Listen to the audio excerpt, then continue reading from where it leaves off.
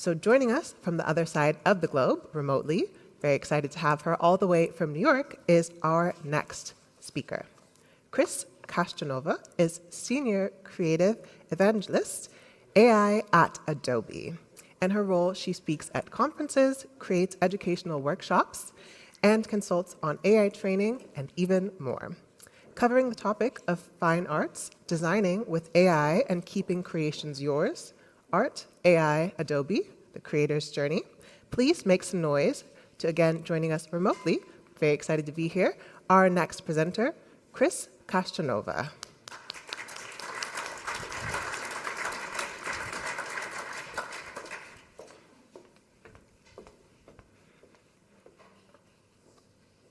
Hi everyone, I'm Kris. I work at Adobe right now and I've been doing AI for quite a long time, and I was asked to share with you about my work, about AI and creativity, how I use AI in design, and in general about my journey with AI.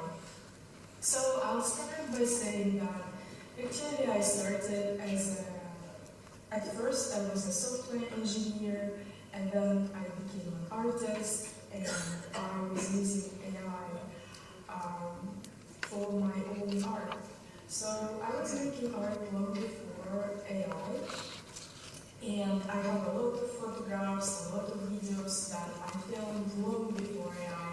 Also, I used different 3D programs, and at some point when AI started progressing, I got an idea that I would love to use it for designs and for everything that I do, to just kind of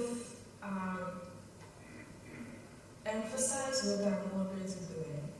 So I would love to show you a short video before we start. This is a video that is generated by AI, but only the animation part. All the photographs I took myself, and I used myself as a model for these images, so those are all self-portraits. I took them long before AI, and I just had them sitting on my hard drive. And then when video models started developing, I personally work at Adobe, and I was helping to train Adobe video model. So it felt quite special to use that particular model to animate my own stuff, because I also worked on training it. So here it goes.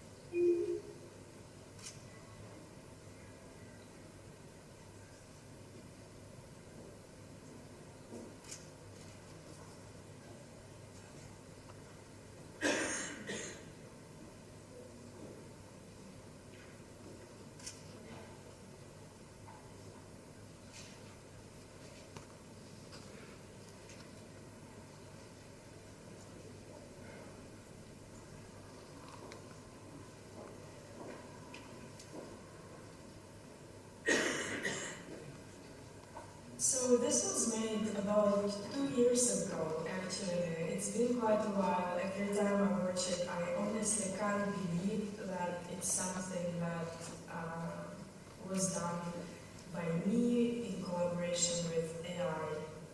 And you know, taking all those photographs with these videos, each of them had like a story. I would go to different locations and I would photograph it. It would take months or weeks to plan a photo shoot, and then to have this ability to animate this all with Adobe Firefly model, it was, for me, it was like magic. So this is one of my works that I feel like I used AI, but I also kept my own art, my own creativity, my own voice. It wouldn't be possible without human input. Also, I mention to you that I also use AI in a way that may be not expected here. I use AI to build a community, and by that I mean that I love connecting with people who also love AI, using AI in their creativity or to help them share their ideas. So I built quite a big community on X, on LinkedIn, on Threads, and please feel free to find me, to connect with me, because this is the whole reason why I keep creating with AI, because I think that it's not just making my own stuff, which is always awesome, but also seeing other people's ideas. And I think what AI really does, it lets people of all backgrounds to share their ideas. And that's what I'm most interested in. So look at this. Few months ago, I shared this image on social media. It's just an empty room. It's AI-generated empty room. Yeah, unfortunately, I don't have my own empty room to take a photo of. I live in New York. My room is way smaller than this, and it's filled with all kinds of stuff. But with AI, I just generated an empty room. And I asked people on different social media channels that I have to fill this room using AI, using any tools they really want to, to create their own room. And it's incredible what happened. Thousands of people were using different tools, and those got almost 1 million views and thousands of people sharing. And I would love to share with you just few rooms that people created. And of course there were thousands, and I'm making this video in volumes because I want to showcase them all. But for you, I just picked 20 rooms. All of it is made either with AI or Photoshop and AI. All kinds of stuff. It was quite interesting to see what people from all over the world came up with.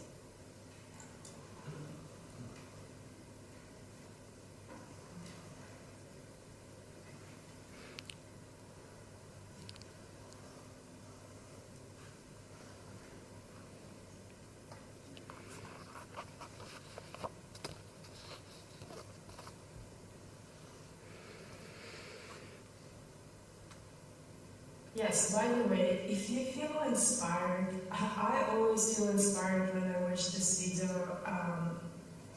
You can find me on X or LinkedIn and just search for this particular post, and you can play with your own room. And I can share it with you. It's really easy to do that.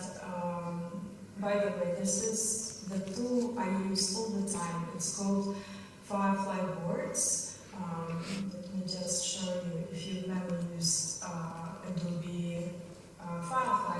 If you go to firefly.adobe.com, there is this menu boards. If you go here, this is just such a powerful tool for design and ideation. If you can create a board, and it's like completely empty.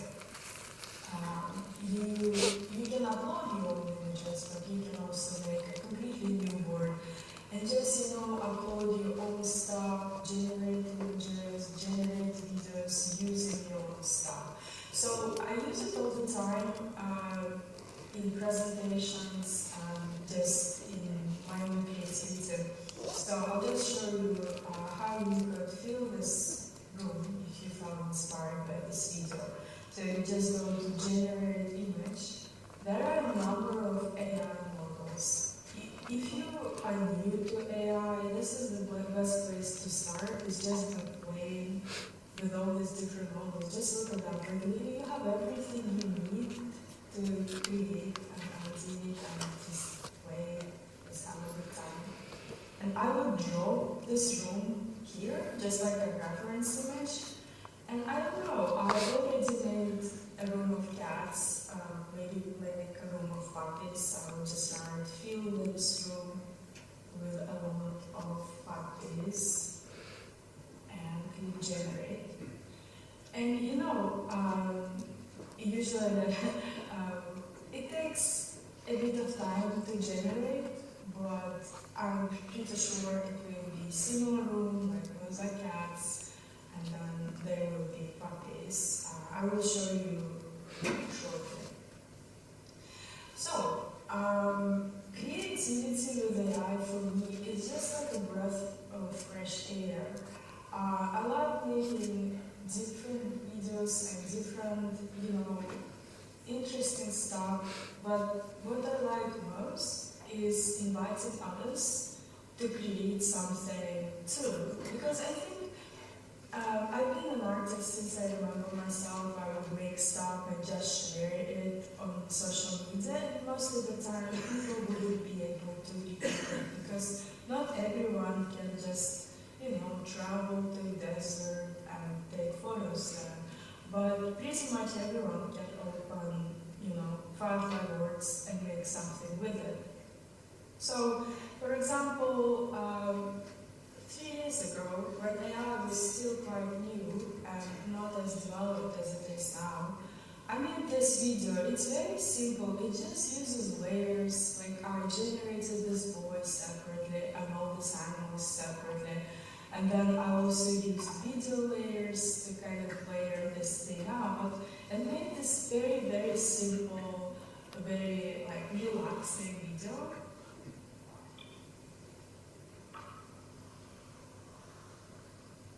Look like that. It's called lo-fi video, which is usually you would turn it on when you're studying or when, I don't know, when you're relaxing on the couch to just relax and enjoy. And thousands of people again found this idea interesting, and they created all their own videos, and some of them are completely different from mine. They're just using the same principle, and some are a bit similar. Look, there's a boy, there's a train.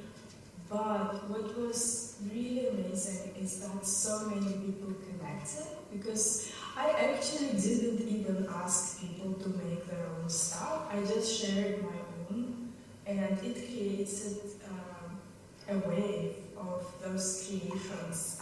It was amazing to see. So social media can be a really great motivational tool in sharing your AI, sharing your stuff, and just sharing all kinds of ideas. I do share all the ideas I have on social media. Everything I make, I love sharing. I love sharing tutorials, tips and prompts. I love making stuff with my friends. So, for example, this one, those are my friends in real life actually, Jared, Kiri, Kris, Lava. I took their profile pictures on X and I made a fantasy poster. And again, it inspired a lot of people to do the same thing for their families and for their loved ones and for their colleagues. So that was quite fun as well. So if you are inspired, you can always find interesting ideas online. Like you can follow interesting people. There are lots of amazing AI creators on X, on LinkedIn, on Threads, honestly all over the place. And if you see an idea, you can either participate. This is my friend Ivan, and he made this really cool pixel art games using generate video. So if you would do something like that, you would just go down the menu and use one of the models to generate, and you could do something like this. Or you could combine two different ideas to make it your own. For example, I combined an idea.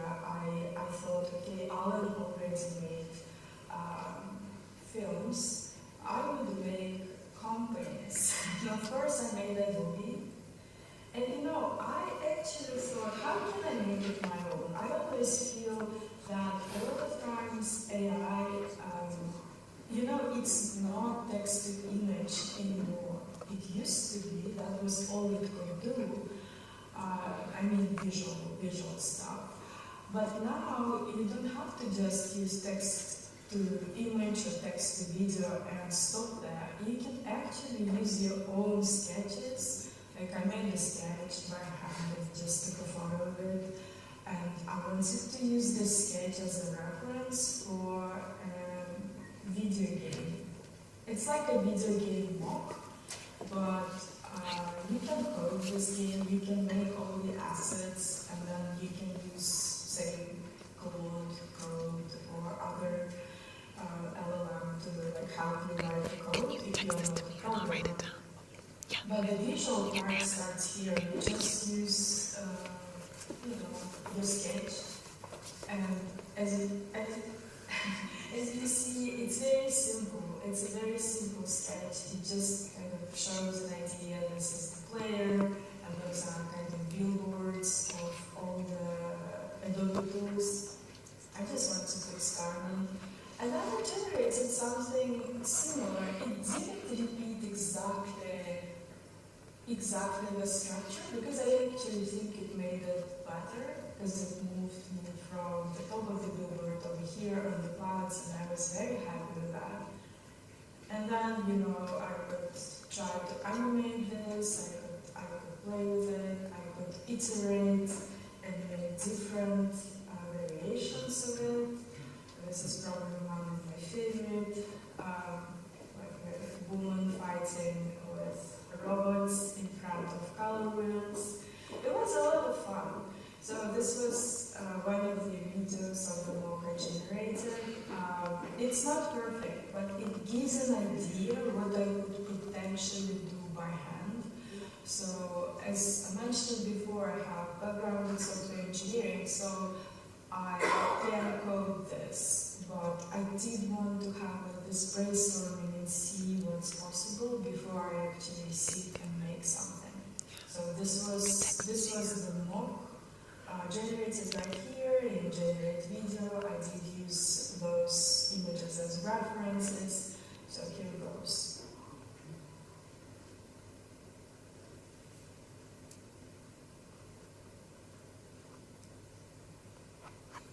And you know, for brainstorming, for ideation, I think this is just absolutely amazing.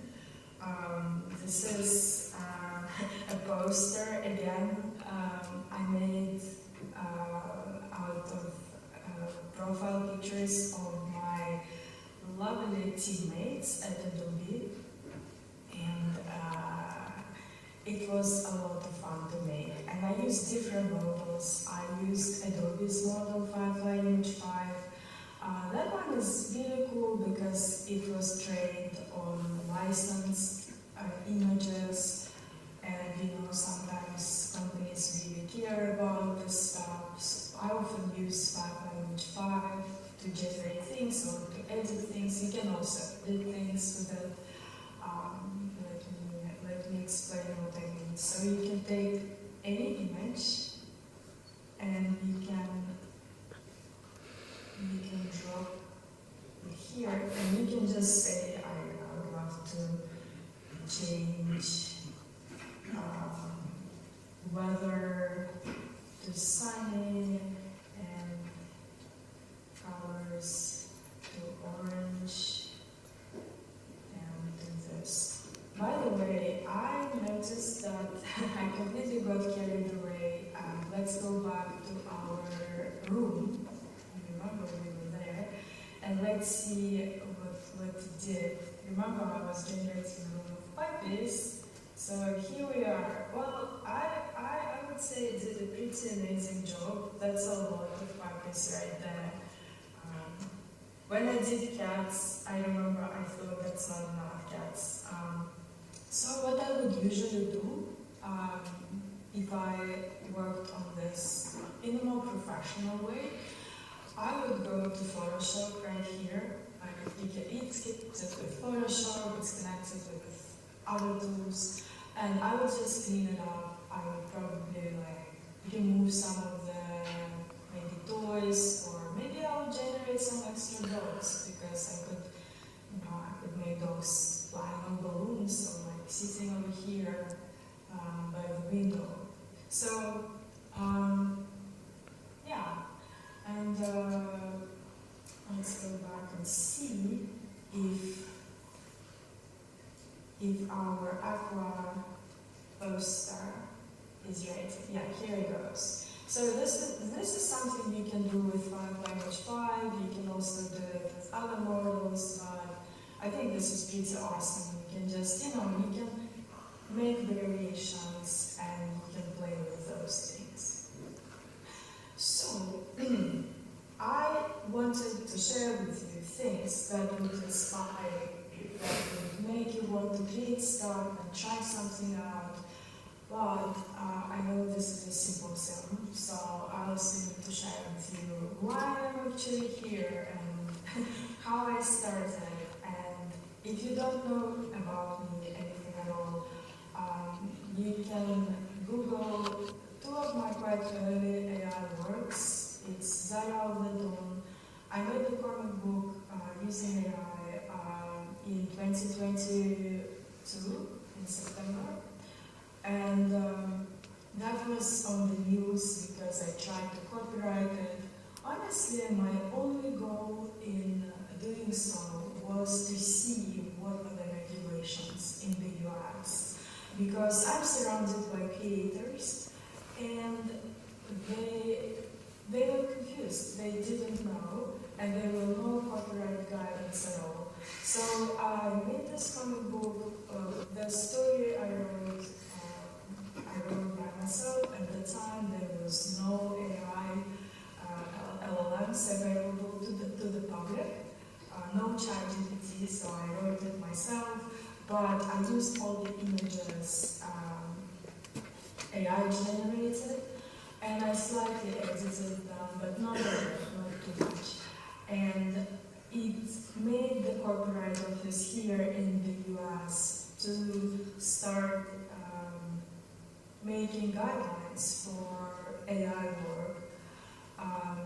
And they were working on it ever since. I then made another work which is called Rose Enigma. And if you go to the Copyright Office website, US Copyright Office, and just search Rose Enigma, it was used in the guidelines, part 2. So that was released last year, and you can read it, and that's where kind of current guidelines are.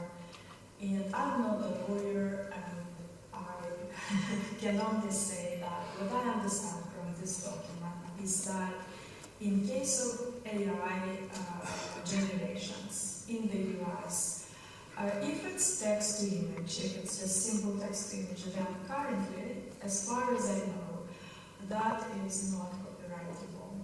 But if you use a lot of your own creativity, like you use your own art, you edit it a lot, say in Photoshop, you add lots of your human creativity on it, then you can apply it to the copyright office and they look case by case. So there is no guarantee, but there is a very high chance if you made a lot of human impact, like a lot of human editing and putting your own art, then there is a chance that will be copyrighted. Also, I know, not from my work, but from works of my friends, that if you use AI image as a reference for your drawing, say you are a painter and you generate an AI image and you just looked at it and you painted it by hand, then the painting is copyrightable. Things like this get copyrighted. So, yeah, that's probably what I wanted to share today. Again, find me on social media. This is one of the projects I work on right now. I'm just working on a short film. And again, I'm using AI to brainstorm. So if you would like to connect, those are my online handles. I create live on X, and I'm Kris Kashtanova on LinkedIn, Threads, Facebook, everywhere else.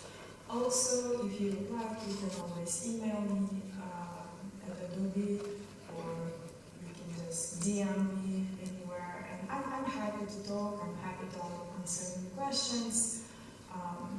I volunteer teaching in my free time, so I really love connecting with people and learning from each other. So yeah, please be in touch, and I'm happy to do Q&A right now.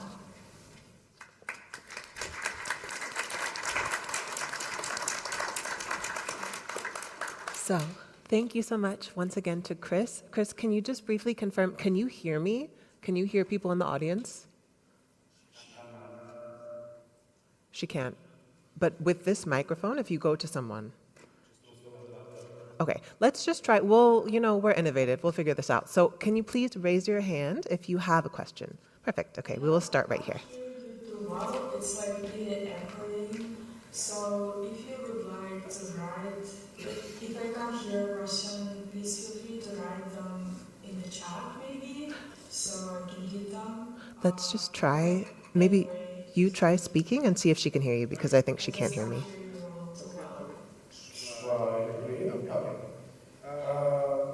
So this question was about something that concerned me actually. When you started the project, is expecting to brainstorming and FAS and stuff. But in my opinion, it's like the first idea you have should be from you should start it essentially. That's what I think about. So I know it takes some time and so on, but I think it's very good to have actually first draws and so on to have the idea from the get-go, so you can monitor it. Now I see maybe something that's really repetitive and so on, that doesn't make my create an hour. But my concern is actually whatever you let do with AI is something you do not do yourself. So creative process is kind of your software. How would you think about it?